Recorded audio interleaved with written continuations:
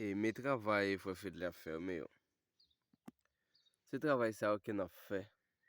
Nou wè sa se kaot la, nou te montre nou koman kaot la te ye. Nou te fè semas kaot la, li te tro dri, meni nou rachel nou plantel. On kapab ap konstate la koman li.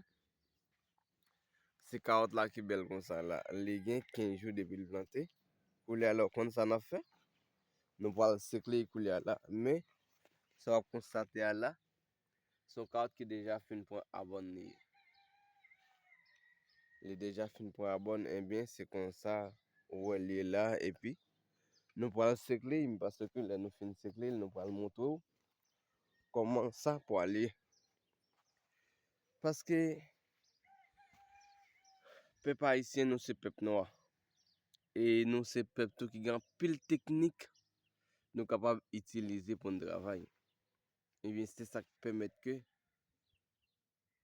an pil nasyon pa vle wè nou. Paske yo wè le jounou ini nou gen tet ansam. Nou gen an pil bagay nou kapab deveni nan la vi nou. Nou kapab fè an pil peyi kouri devan nou. Paske nou menm nan sens de ekonomik nou, nan sens de travay nou, le jou pe pa isi met tèt ansam bi yo travay, bien son lot bagay la vi. Bien meni, sa se kaot la. Gade lui, sa se kaot la, e sa se yon joumon nou apen plante. Parce ke joumon sa wè la, son joumon ki donen 2 pa 2. Wè sa mzou la? Wè sou kontan de joumon donen 2 pa 2. Joumon jimo. E mi se kon sa e maten ya. E bien nou sali Gerritson, e nou sali Mabel, e nou sali Khalifa. Nou sali tu mese Gouman yo.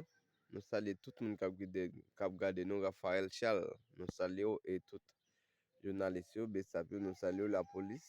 Nou sali pep haisyen, en generalman. E tout moun ki la kap gade nou ken son nan, nou sali yo. E tout fanatik TikTok, Facebook, YouTube, nou sali yo.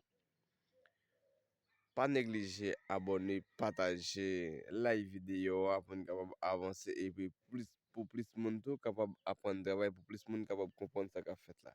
E pa bli nou la gen nime o telefon nou pou tout moun tou ki vle apon travay, rele nou, tap montou yo, malre nou pa for de pase nou, men, ti konesans bon Dje banan nou kapab ede yo moun avek li, dako? Ki bon Dje veni nou.